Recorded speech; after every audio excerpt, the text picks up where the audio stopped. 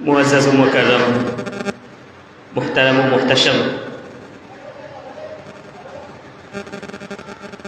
مصلیان کرام، سامعین اعظام، حاضرین کرام، ناظرین اعظام، السلام علیکم ورحمۃ اللہ وبرکاتہ۔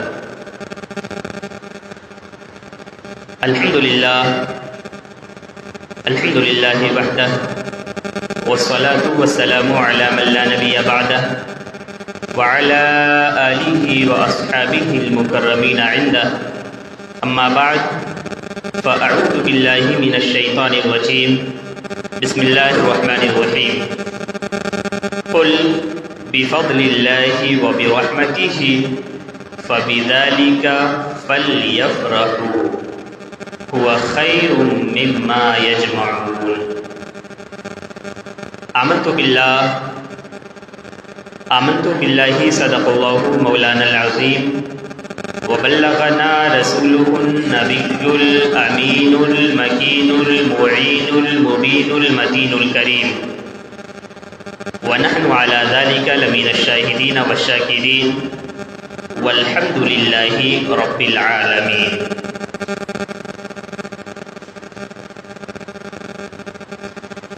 محترم سامعین کرام، آئیے کچھ عرض و معروف سے پیشتر، کچھ گفت و شنید سے قبل اور کچھ سننے اور سنانے سے پہلے آقائے نامدار، مدینہ کے تاجدار، حبیب پروردگار، شفیع روز شمار جناب احمد مجتبی محمد مصطفیٰ محمد رسول اللہ ارواحنا فدا صلی اللہ علیہ وآلہ وسلم کی بارگاہ بے کس پناہ والی جاہ میں درود و سلام کی ڈالی عقیدت و محبت کی تھالی میں بھر کر پیش کریں۔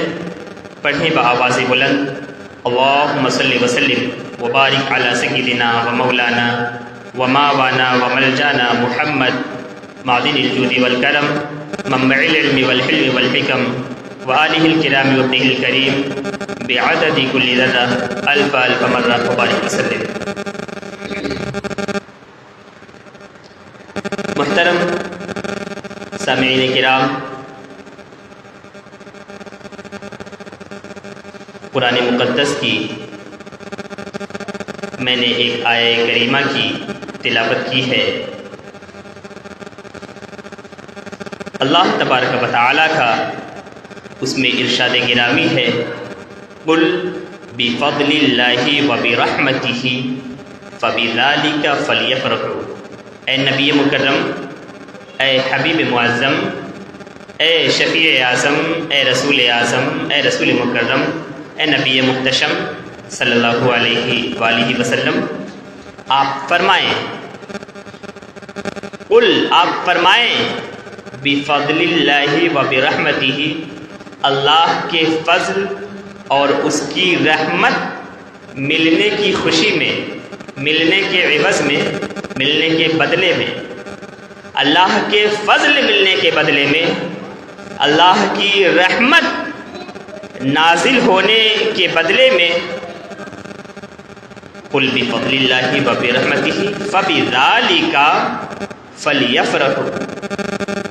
ہونا یہ چاہیے کہ اہل ایمان خوب خوشیاں منائیں۔ اللہ پاک کا فرمان ہے کہ اے رسول محتشم، آپ فرما دیں کہ اللہ کے فضل ملنے کے سبب، اللہ کی رحمت نازل ہونے کے سبب اہل ایمان کو چاہیے، مومنین کو چاہیے، مومنوں کو چاہیے کہ اللہ کے فضل اور اس کی رحمت ملنے کی خوشی میں وہ خوب خوشیاں منائیں۔ فبذلک فلیفرحوا، فرحت و انبساط، خوشیاں، خوب خوشیاں منائیں۔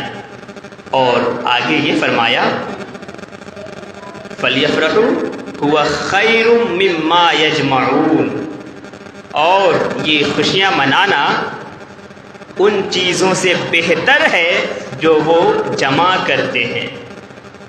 جو وہ جمع کرتے ہیں، جمع کرنے میں کیا جمع کرتے ہیں؟ اعمال صالحہ کرتے ہیں۔ جمع کرنے کی چیزوں میں دو چیزیں ائمہ تفاسیر نے دو چیزیں بیان کی ہیں، دو چیزوں کا ذکر کیا ہے۔ ایک تو جو مال و دولت وہ جمع کرتے ہیں، جو مال و دولت وہ کماتے ہیں، تو اگر مال و دولت مراد لیتے ہیں تو مال و دولت کے جمع کرنے سے زیادہ بہتر ہے کہ وہ اللہ کے فضل اور اس کی رحمت کے ملنے پر خوشیاں منائیں۔ اور دوسری چیز اگر مراد لیتے ہیں، مال و دولت مراد نہ لے کر اعمال صالحہ، نیک اعمال جو ہیں وہ مراد لیتے ہیں، تو اس سے ثابت ہوتا ہے کہ جو بھی ہم نیک اعمال کر رہے ہیں ان نیک اعمال کے جمع کرنے سے بہتر ہے کہ ہم اللہ کے فضل اور اس کی رحمت کے ملنے پر خوشیاں منائیں۔ حضرات محترم، اللہ کا فضل کیا ہے، اللہ کی رحمت کیا ہے؟ تو آئیے اسی قرآن سے ہم پوچھتے ہیں، اے قرآن، ایک آیہ کریمہ میں، ایک آیہ مبارکہ میں تو نے یہ بتایا کہ اللہ کے فضل اور اس کی رحمت ملنے پر ہمیں خوشیاں منانی چاہیے، تو بتا دے کہ اللہ کی رحمت ہے کیا؟ تو ایک آیہ مبارکہ میں اللہ تبارک و تعالیٰ نے فرما دیا، اسی قرآن نے کہہ دیا، وَمَا أَرْسَلْنَاكَ إِلَّا رَحْمَةً لِّلْعَالَمِينَ۔ اے نبی مکرم، اے رسول معظم، ہم نے آپ کو کل عالمین کے لیے، سارے جہانوں کے لیے، پوری کائنات کے لیے رحمت بنا کر بھیجا ہے۔ ایک آیہ کریمہ میں پروردگار کائنات نے یہ فرمایا کہ اللہ کی رحمت ملنے پر خوشیاں منانی چاہیے۔ اللہ کی رحمت ملنے پر ہمیں چاہیے کہ ہم خوشیاں منائیں۔ اور دوسری آیت کریمہ یہ ثابت کر رہی ہے کہ اللہ کی رحمت ہے کیا؟ اللہ کی رحمت تو حضور ہیں، وما ارسلناک الا رحمتا للعالمین، کہ رسول معظم، نبی معظم تو کل کائنات کے لیے رحمت بنا کر بھیجے گئے ہیں، کل عالمین کے لیے رحمت بن کر آئے ہیں۔ تو ایک آیہ کریمہ سے یہ ثابت ہوا کہ اللہ کی رحمت ملنے پر اس کی خوشی میں، اس کے صلے میں، اس کے عوض میں، اس کے بدلے میں ہمیں چاہیے کہ خوشیاں منائیں۔ دوسری آیہ کریمہ سے یہ ثابت ہو رہا ہے کہ حضور رحمت للعالمین ہیں، ساری کائنات کے لیے رحمت ہیں۔ تو دونوں آیتوں کو جب ہم ملاتے ہیں تو نتیجہ یہ نکلتا ہے کہ اللہ کی رحمت یعنی نبی رحمت یعنی رسول رحمت یعنی تاجدار کائنات محمد رسول اللہ صلی اللہ علیہ وآلہ وسلم کی آمد کی خوشی میں، ان کے آنے کی خوشی میں، ان کی تشریف آوری کے دن ہمیں چاہیے کہ ہم خوشیاں منائیں۔ یہ قرآن کی آیتیں کہہ رہی ہیں حضرات محترم، اور یہ ہمارے اعمال صالحہ سے بہتر ہے۔ ہم جو کچھ جمع کرتے ہیں ہوا خیر مما یجمعون، ہم جو کچھ بھی جمع کرتے ہیں، جو بھی ہمارے اعمال صالحہ ہیں، ان اعمال صالحہ، ان نیک اعمال سے بہتر ہے کہ ہم اللہ کی رحمت ملنے پر خوشیاں منائیں۔ حضرات محترم، تو ہمیں چاہیے کہ ہم جشن عید میلاد النبی منائیں، ہم عید میلاد النبی صلی اللہ علیہ وسلم کے موقع پر خوشیاں منائیں، ہم رسول اللہ صلی اللہ علیہ وآلہ وسلم کی تشریف آوری کے موقع پر ہم خوشیاں منائیں، فرحت و انبساط کا معاملہ کریں، ہمیں خوشیاں منانی چاہیے، یہ قرآن کہہ رہا ہے۔ حضرات محترم، یہ تو قرآن کی آیتوں کی روشنی میں آپ نے سماعت کیا، اب احادیث نبویہ کی روشنی میں سماعت کریں۔ حدیث میں حضرت عروہ سے ایک طویل روایت ہے، وہ بیان کرتے ہیں کہ سویبہ جو تھی لونڈی تھی ابو لہب کی، ابو لہب نے اسے آزاد کر دیا تھا، ابو لہب نے اسے آزاد کر دیا تھا، اس نے حضور نبی اکرم صلی اللہ علیہ وآلہ وسلم کو دودھ پلایا تھا۔ جب ابو لہب مر گیا تو اہل خانہ میں سے کسی کے خواب میں وہ نہایت بری حالت میں دکھایا گیا۔ دیکھنے والے نے اس سے پوچھا کیسے ہو؟ ابو لہب نے کہا میں بہت سخت عذاب میں ہوں، اس سے کبھی چھٹکارا نہیں ملتا، ہاں مجھے اس عمل کی جزا کے طور پر اس انگلی سے قدرے سیراب کر دیا جاتا ہے، اس انگلی سے جس سے میں نے محمد عربی صلی اللہ علیہ وآلہ وسلم کی ولادت کی خوشی میں سویبہ کو آزاد کر دیا تھا۔ حضرات محترم، ایک ابو لہب جیسا سخت کافر حضور کی ولادت کی خوشی میں، حضور کی ولادت کی خوشی میں جب اپنی لونڈی کو، اپنی کنیز کو آزاد کر دیتا ہے حضور کی ولادت کی خوشی میں، تو اس کار خیر کی بدولت اسے اس کے عذاب میں تخفیف ہو جاتی ہے، اس کے لیے اس کے عذاب میں تخفیف کر دی جاتی ہے، اس کے عذاب میں کمی کر دی جاتی ہے، اسے بہت سخت عذاب ہوتا ہے۔ لیکن پیر کا دن جب آتا ہے، سوموار کا دن جب آتا ہے، تو سوموار کے دن چونکہ حضور کی ولادت ہوئی تھی تو ولادت کی خوشی کے موقع پہ اس نے اپنی لونڈی کو آزاد کر دیا تھا، اس نے اپنی کنیز کو آزاد کر دیا تھا، تو اس کار خیر کے عوض، اس نیک کام کی بدولت اس دن اس کے عذاب میں تخفیف کر دی جاتی ہے۔ یہ حدیث بخاری کی حدیث ہے، بخاری کی حدیث کا نمبر ہے 4813 حضرات محترم، اور یہ مصنف عبدالرزاق میں بھی ہے اور بہت ساری کتابوں میں ہے۔ حضرات محترم، اس طرح کی بہت ساری حدیثیں ہیں جن سے ثابت ہوتا ہے کہ حضور کی ولادت کی خوشیاں منانی چاہیے۔ آپ نے قرآن کی آیتوں سے بھی ملاحظہ کیا کہ حضور کی ولادت کی خوشیاں منانی چاہیے، اور آپ نے احادیث طیبہ سے بھی سماعت کیا۔ ایک اور حدیث حضرت ابو ہریرہ رضی اللہ عنہ بیان کرتے ہیں کہ حضور صلی اللہ علیہ وسلم یہود کے چند لوگوں کے پاس سے گزرے، یہود کے جو کہ عاشورہ کے دن روزہ رکھتے تھے۔ یہود عاشورہ کے دن روزہ رکھتے تھے۔ حضور نے ان سے پوچھا یہ کس چیز کا روزہ ہے، یہ روزہ کس چیز کا ہے؟ انہوں نے جواب دیا یہ وہ دن ہے جس دن اللہ تعالیٰ نے حضرت موسیٰ علیہ السلام اور بنی اسرائیل کو دریا میں غرق ہونے سے بچایا۔ یہ وہ دن ہے جس دن اللہ تعالیٰ نے بنی اسرائیل کو، حضرت موسیٰ علیہ السلام کو دریا میں غرق ہونے سے بچایا اور فرعون کو غرق کر دیا۔ یہ وہ دن ہے جس میں جودی پہاڑ پر کشتی ٹھہری تو حضرت نوح علیہ السلام اور موسیٰ علیہ السلام نے اللہ کا شکر ادا کرتے ہوئے روزہ رکھا۔ حضرات محترم، اس پر حضور صلی اللہ علیہ وسلم نے فرمایا کہ میں حضرت موسیٰ کا زیادہ حقدار ہوں اور میں اس دن کا روزہ رکھنے کا زیادہ حق رکھتا ہوں۔ پھر آپ نے صحابہ کرام کو بھی اس دن روزہ رکھنے کا حکم دیا۔ یہ مسند احمد کی حدیث ہے۔ جس دن حضرت موسیٰ علیہ السلام کو اور بنی اسرائیل کو فرعون سے نجات ملی، اور جس دن حضرت نوح علیہ السلام کی کشتی جودی پہاڑ سے ٹکرائی، جودی پہاڑ پر ٹھہری، وہ دن خوشی کا دن ہو سکتا ہے، وہ دن سیلیبریٹ کرنے کا دن ہو سکتا ہے، وہ دن منانے کا دن ہو سکتا ہے، اور اس دن شکرانے کے طور پر روزہ رکھ سکتے ہیں۔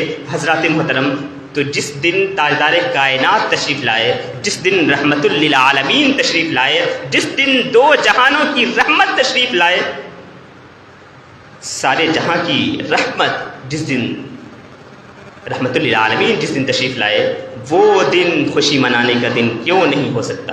حضرات محترم، قرآن کی آیتوں سے ثابت ہوا کہ اللہ کی رحمت ملنے پر ہمیں خوشیاں منانی چاہیے، اور اللہ کی رحمت ہے کیا؟ وما ارسلناک الا رحمت للعالمین، اللہ کی رحمت تاجدار کائنات ہے، رحمت للعالمین ہے، تو ان کی آمد کی خوشی میں ہمیں چاہیے کہ ہم خوشیاں منائیں۔ ان کے آنے کے دن ہمیں چاہیے کہ ہم خوب فرحت و انبساط کا معاملہ کریں، ہم خوب خوشیاں منائیں۔ شیخ الاسلام حافظ العصر ابو الفضل ابن حجر، علامہ ابن حجر سے میلاد شریف کے عمل کے حوالے سے پوچھا گیا تو انہوں نے اس کا جواب کچھ یوں دیا کہ میرے نزدیک یوم میلاد النبی منانے کی اساسی دلیل وہ روایت ہے جسے صحیحین میں، بخاری اور مسلم میں روایت کیا گیا ہے۔ حضور صلی اللہ علیہ وسلم مدینہ تشریف لائے تو آپ نے یہود کو یوم عاشور کا روزہ رکھتے ہوئے دیکھا، تو آپ نے ان سے پوچھا ایسا کیوں کرتے ہو؟ اس پر وہ عرض گنا ہوئے، عرض کرنے لگے کہ اس دن اللہ تعالیٰ نے فرعون کو غرق کیا اور موسیٰ علیہ السلام کو نجات دی، سو ہم اللہ تعالیٰ کی بارگاہ میں شکر بجانے کے لیے اس دن کا روزہ رکھتے ہیں۔ علامہ ابن حجر کہہ رہے ہیں کہ اس کی دلیل، جو بنیادی دلیل ہے، جو اساسی دلیل ہے، صحیحین کی، بخاری اور مسلم کی یہ روایت ہے کہ جس دن موسیٰ علیہ السلام کو نجات ملی وہ دن ان کے لیے خوشی کا دن ہو سکتا ہے، عید کا دن ہو سکتا ہے، تو جس دن تاجدار کائنات تشریف لائے، جس دن رحمت للعالمین تشریف لائے، وہ دن عید کا دن کیوں نہیں ہو سکتا؟ وہ دن عید میلاد النبی کیوں نہیں؟ حضرات محترم، اس حدیث مبارکہ سے ثابت ہوا کہ اللہ تعالیٰ کی طرف سے کسی احسان و انعام کے عطا ہونے یا کسی مصیبت کے ٹل جانے پر کسی معین دن میں اللہ تعالیٰ کا شکر بجا لانا اور ہر سال اس دن کی یاد تازہ کرنا مناسب تر ہے۔ اللہ کا شکر نماز و سجدہ، روزہ، صدقہ اور تلاوت قرآن اور دیگر عبادات کے ذریعے بجا لایا جا سکتا ہے، اور نبی رحمت کی ولادت سے بڑھ کر، علامہ ابن حجر لکھ رہے ہیں کہ نبی رحمت کی ولادت سے بڑھ کر، حضور صلی اللہ علیہ وسلم کی پیدائش سے بڑھ کر، حضور صلی اللہ علیہ وسلم کی آمد سے بڑھ کر اللہ کی نعمتوں میں سے کون سی نعمت ہے؟ اس سے بڑی نعمت آخر کون سی نعمت ہے؟ اس لیے اس دن ضرور شکر بجا لانا چاہیے، ہو سکے تو اس دن روزہ رکھیں اور اس دن خوب خوشیاں منائیں، اس دن کو عید کے طور پر منائیں۔ یہ ائمہ کرام لکھ رہے ہیں، یہ بڑے بڑے اماموں نے لکھا ہے، بڑے بڑے ائمہ فن نے لکھا ہے۔ حضرات محترم، ان حدیثوں سے پتہ چلا کہ یوم عید میلاد النبی منانا، جشن عید میلاد النبی منانا بالکل صحیح ہے، جائز ہے، اور یہ قرآن کی آیتوں اور حدیث کی عبارتوں سے ثابت ہے۔ ایک اور حدیث حضور صلی اللہ علیہ وسلم کی ولادت کے تعلق سے، حضرت عبداللہ ابن عباس رضی اللہ عنہما فرماتے ہیں کہ حضور صلی اللہ علیہ وسلم کی پیر کے روز ولادت ہوئی، پیر کے روز سوموار کے دن ولادت ہوئی، اور پیر کے روز ہی آپ کو شرف نبوت سے سرفراز کیا گیا، اور آپ نے پیر کے روز ہی سوموار کے دن ہی مکہ مکرمہ سے مدینہ منورہ کی طرف ہجرت فرمائی، اور پیر کے روز ہی مدینہ منورہ میں آپ کی تشریف آوری ہوئی، اور حجر اسود اٹھانے کا واقعہ بھی پیر کے روز ہی ہوا۔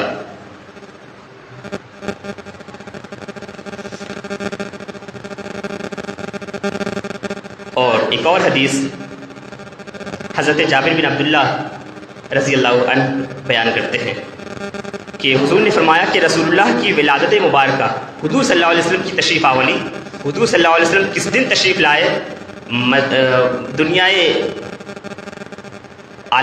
دنیا میں عالم میں خاکدان گیتی پر حضور سرور کائنات کس دن تشریف لائے؟ تو اس تعلق سے فرما رہے ہیں کہ رسول اللہ صلی اللہ علیہ وآلہ وسلم کی ولادت مبارکہ عام الفیل، جس سال اصحاب فیل کا واقعہ پیش آیا، اس سال پیر کے روز سوموار کے دن 12 ربیع الاول ہوئی، ربیع الاول شریف کی 12 تاریخ تھی، اس دن حضور کی ولادت ہوئی، اور اسی روز آپ کو شرف نبوت سے سرفراز فرمایا گیا، اور اسی روز آپ کو آسمان کی طرف بلند کیا گیا، یعنی معراج ہوئی۔ معراج جس دن ہوئی وہ دن بھی پیر کا دن تھا، اور اسی دن آپ نے ہجرت فرمائی، اور اسی روز آپ کا وصال بھی ہوا۔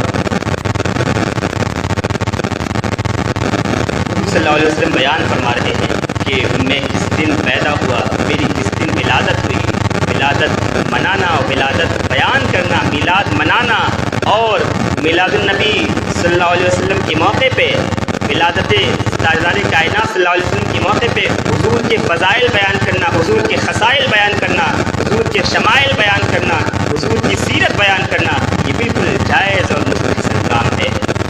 ہم سب کو یہ کام کرنا چاہیے، اور یہ جائز اور نیک کام ہے۔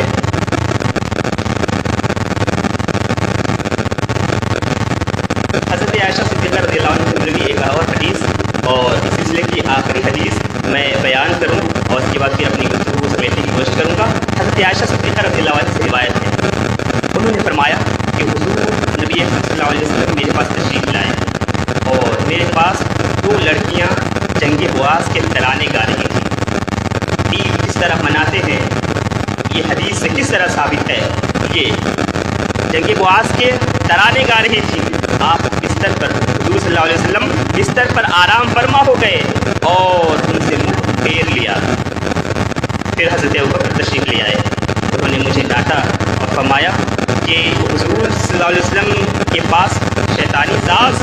حضور نے حضرت ابوبکر کی جانب متوجہ ہو کر فرمایا کہ انہیں چھوڑ دو، لکل قوم عید ھذا عیدنا، کہ ہر قوم کے لیے عید کا دن ہوتا ہے، لہٰذا یہ ہمارے لیے عید کا دن ہے، خوشی کا دن ہے، لہٰذا انہیں خوشیاں منانے دو۔ اگر یہ خوشیاں منا رہی ہیں، ترانے گا رہی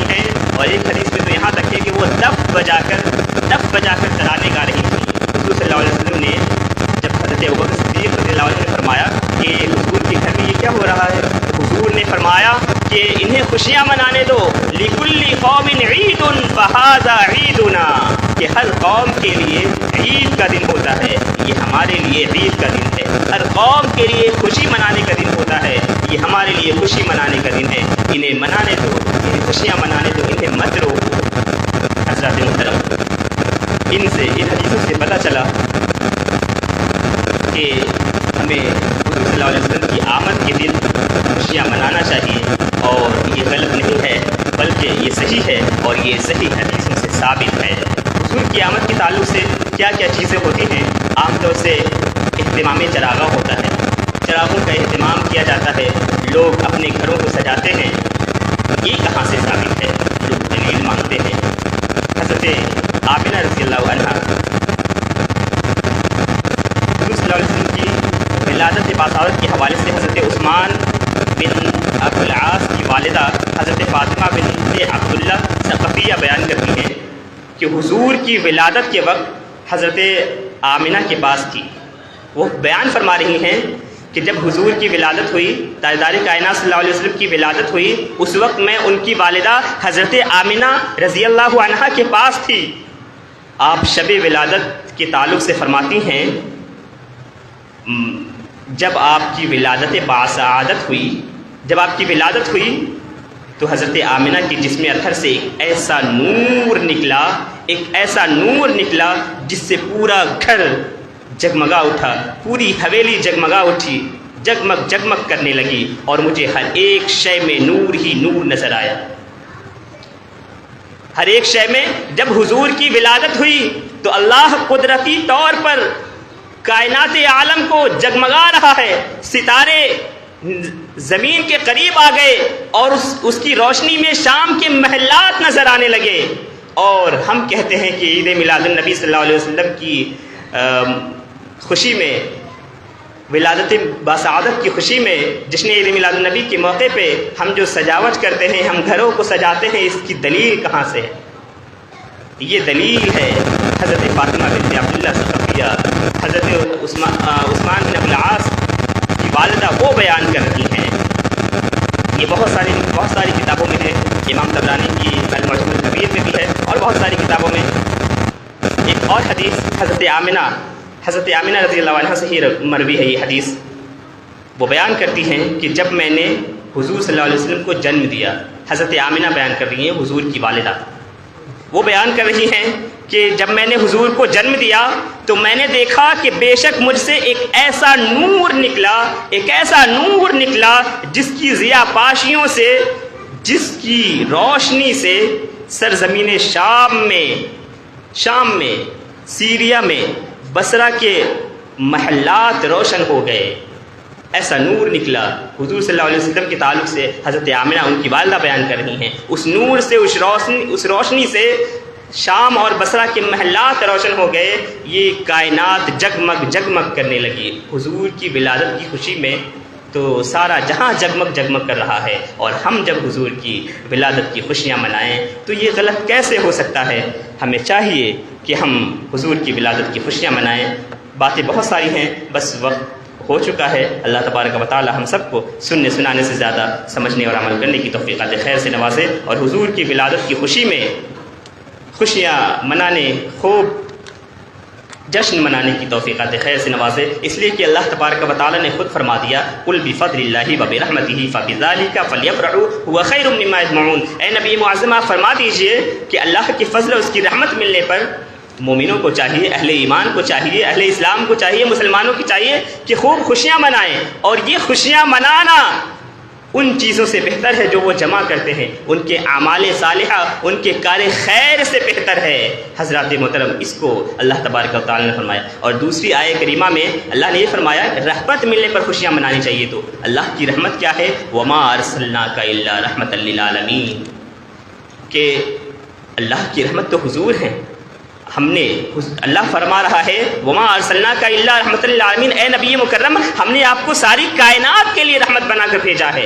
تو حضور رحمت للعالمین ہیں، اللہ کی رحمت حضور ہیں۔ اس سے پتہ چلا، ان دونوں آیتوں کو جب ہم ملاتے ہیں تو اس سے اندازہ ہوتا ہے کہ حضور کی آمد کی خوشی میں، حضور کی تشریف آوری کی خوشی میں، حضور کی ولادت کی خوشی میں حضور کے یوم میلاد کی خوشی میں ہمیں خوب خوشیاں منانا چاہیے حضور کے، اور یہ ان ساری چیزوں سے بہتر ہے جو ہم جمع کرتے ہیں، ہمارے اعمال صالحہ سے بہتر ہے۔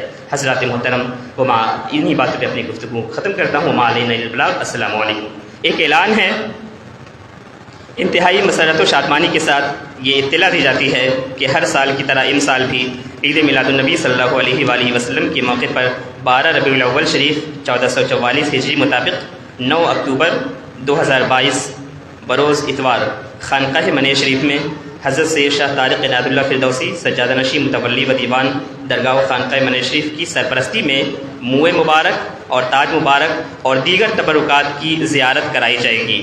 یہ وہ تبرکات ہیں جنہیں حضرت سیدنا امام محمد تاج فقی ہاشمی قدس سرہ بیت المقدس سے اپنے ساتھ لے کر آئے تھے، اور خانقاہ میں ان تبرکات کی زیارت تقریباً 900 سال سے ہوتی آ رہی ہے، اور حسب معمول اس بار بھی ہوگی انشاءاللہ تبارک و تعالی۔ تقریبات حسب ذیل ہوں گی۔ 10 بجے دن قرآن خوانی، 12 بجے دن لنگر عام، 1 بجے محفل میلاد پاک، 2:30 بجے 1:30 بجے محفل میلاد پاک، اور 2:30 بجے زیارت برائے خواتین، 3 بجے زیارت برائے مرد حضرات، اور 3:30 بجے محفل سماع۔ آپ حضرات سے شرکت کی پرخلوص گزارش ہے۔ السلام علیکم۔